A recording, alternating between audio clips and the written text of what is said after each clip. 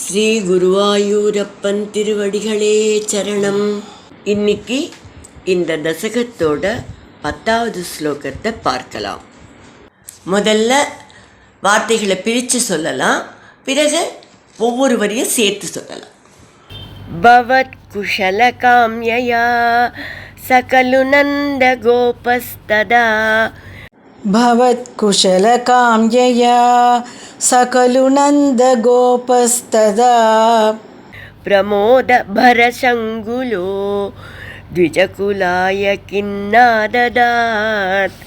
பிரமோத பரசங்குலோ த்விஜகுலாய கின்னாததாத். ததைவ பசுபாலகா கிமுன மங்களம் தேனிரே. ததைவ பசுபாலகா கிமுன மங்களம் தேனிரே. ஜகத்ரிதய மங்கள த்வமிக பாஹி மாமாமயாத். ஜகத்ருதய மங்கள த்வமிக பாஹி மாமாமயாத்.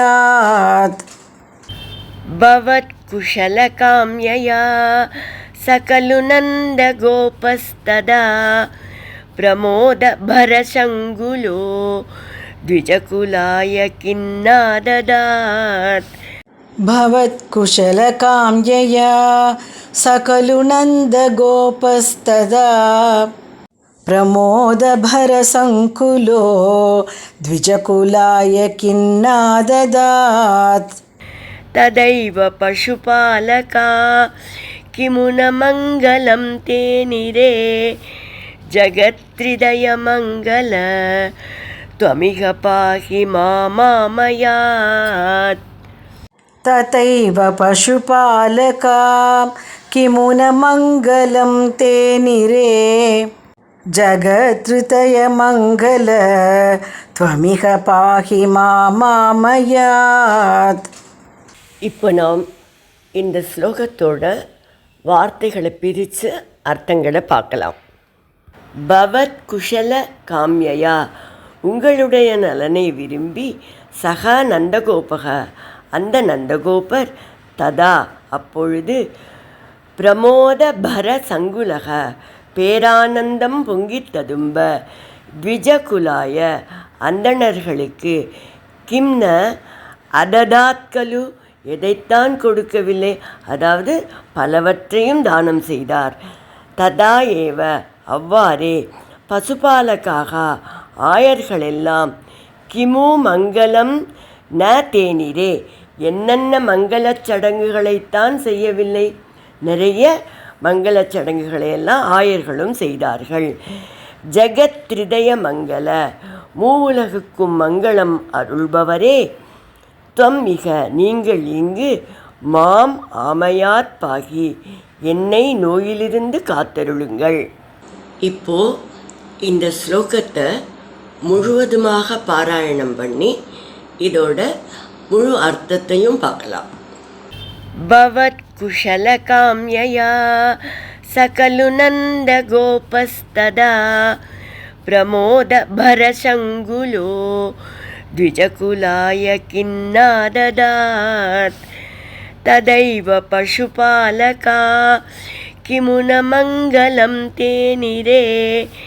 ஜகத்ரிதய மங்கள த்வமிக பாஹி மாமாமயாத்.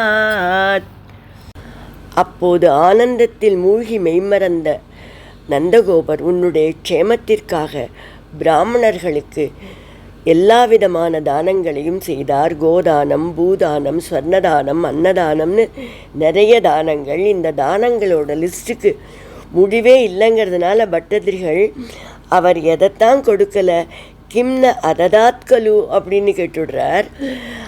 அதே போல் யாதவர்களும் என்னென்ன விதமான மங்களச் செயல்களை செய்ய முடியுமோ அத்தனையும் செய்தார்கள்.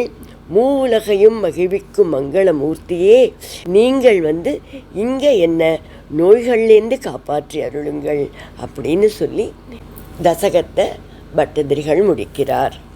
பெரியாழ்வார் திருமொழி முதல் 10, 2ஆம் திருமொழி கிருஷ்ணனோட ஜென்மோத்சவம்.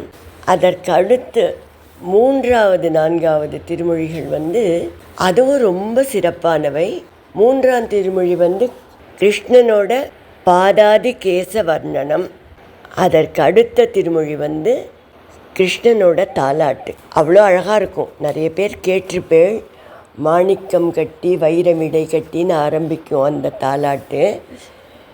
பெரியாழ்வாரோட அந்த 10 பாடல்களை பாடுவதும், அதே போல் அதற்கு முன்னால் வருகின்ற பாதாதிகேச வர்ணனை 20 பாடல்களும் கிருஷ்ண பக்தியில் ஆழ்ந்து போக விரும்புபவர்களுக்கு ரொம்ப ரொம்ப இனிமையாக இருக்கும். அனுபவித்து மகிழலாம்.